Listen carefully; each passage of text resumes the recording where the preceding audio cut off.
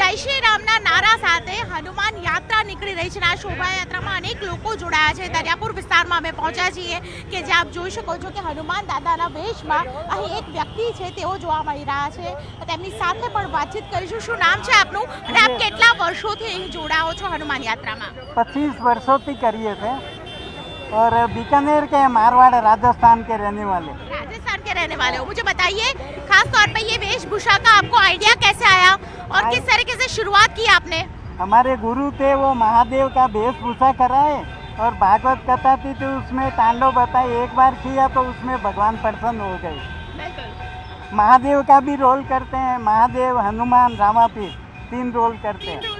और हनुमान जी का रोल सबसे ज्यादा मतलब सबसे ज्यादा है। और अभी भद्रकाली माता जी नगरी देवी में था 26 तारीख को शोभा यात्रा में, वो सोशल मीडिया पर थे हम। बिल्कुल बिल्कुल इतने सारे लोग जुड़ते हैं इस यात्रा में, काफी सारा बदलाव आपने देखा होगा। 25 साल से आप इसी तरीके से जिप में जाते हैं? हाँ, किसी का मतलब अनुभव नहीं लेने का, भगवान का लेने का। पाठ पूजा होती है, सब होता है। हाँ। उसके बाद में धारण होता है, साक्षी रूप हो जाता है एकदम। बिल्कुल बिल्कुल લોકો ખાસ કરીને જે રસ્તામાં જોવે છે એમની સાથે સેલ્ફી ખેંચવા માટે પણ ઊભા રહે છે. સુરેશભાઈ કે જેઓ મૂળ રાજસ્થાનના છે, અમદાવાદના રહેવાસી છે અને ખાસ કરીને આ યાત્રામાં વર્ષોથી જોડાય છે. લગભગ 25 વર્ષથી તેઓ આ યાત્રામાં જોડાય છે. હનુમાન જયંતિ દિવસ છે. હનુમાન જયંતિ દિવસની સૌને શુભકામના પાઠવું છું. મારા વિસ્તારમાં હનુમાન જયંતિ, હનુમાન દાદાની યાત્રા, શોભાયાત્રા અહીંયાથી નીકળી રહી છે. હું મારી જાતને મારા દરિયાપુર વિધાનસભાના કાર્યકર્તા સાથે ખૂબ સુખની લાગણી અનુભવું છું અને શોભાયાત્રાના આવનારી શોભાયાત્રામાં મારી વિધાનસભાના કાર્યકર્તા સાથે સ્વાગત કરવા માટે ઈચ્છુક છું.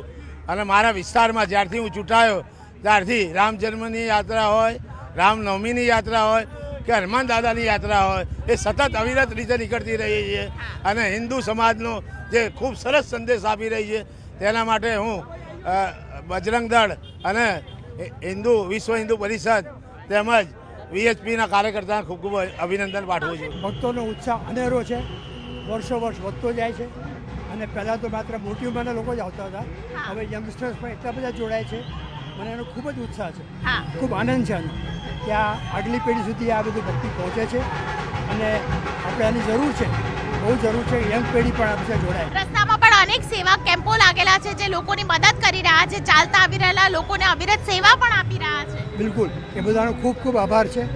જનતાનો પણ ખૂબ જ સારો પ્રતિસાદ છે અને આ એક આખી અનેરી વસ્તુ છે કે અમે 23 વર્ષથી આ યાત્રા કરીએ છીએ અને વર્ષો વર્ષ લોકોનો સત્કાર અને ઉત્સાહ વધતો જાય છે. આ શોભાયાત્રા કેમ, શા માટે યોજાઈ રહી છે?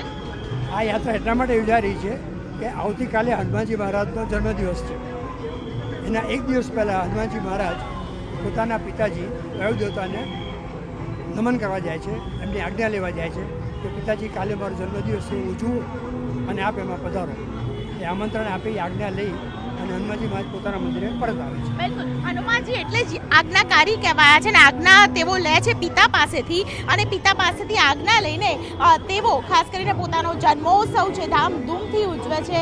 આ પરંપરા આજે પણ યથાવત છે. 23 વર્ષથી કેમ્પ હનુમાનથી ખાસ કરીને વાસણા જે વાયુદેવતાનું મંદિર આવેલું છે, જે કહેવાય છે કે હનુમાનજીના પિતાજીનું મંદિર છે, ત્યાં આ શોભાયાત્રા પહોંચે છે. તેમની સાથે અસંખ્ય ભક્તો છે તેઓ જોડાતા હોય છે. કેમેરા પર્સન અમિત શર્મા સાથે દીપિકા કુમાર, ન્યૂઝ 18 ગુજરાતી, અમદાવાદ.